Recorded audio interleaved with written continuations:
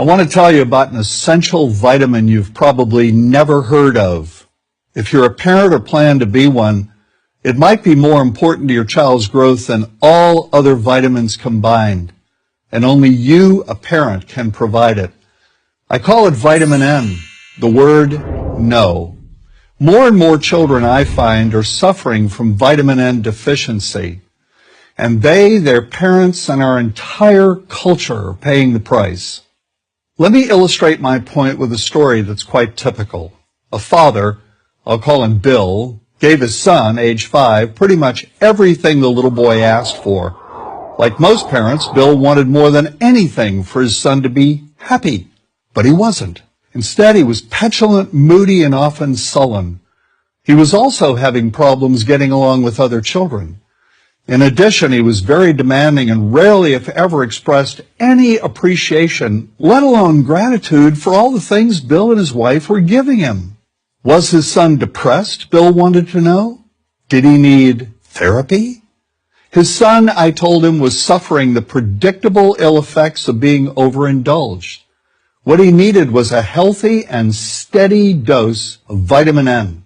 Overindulgence, a deficiency of vitamin N, leads to its own form of addiction. When the receiving of things begins to generate nothing but want for more things.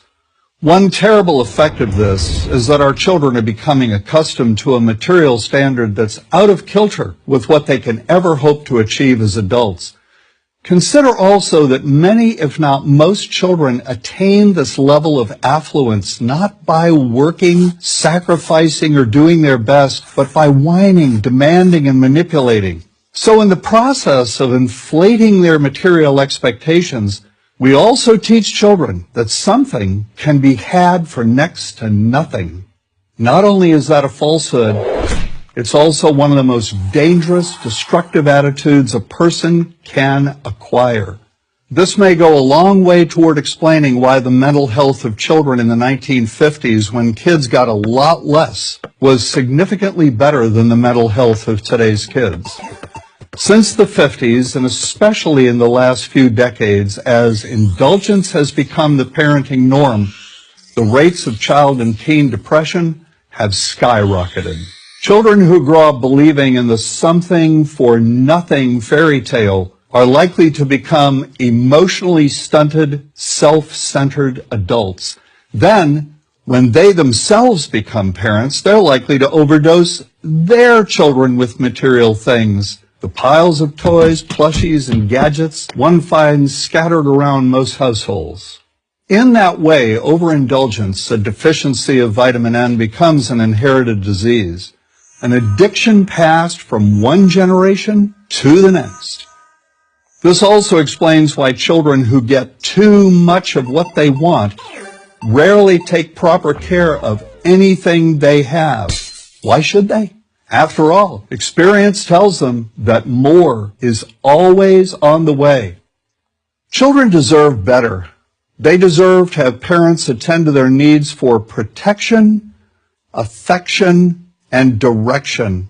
Beyond that, they deserve to hear their parents say no far more often than yes when it comes to their whimsical desires.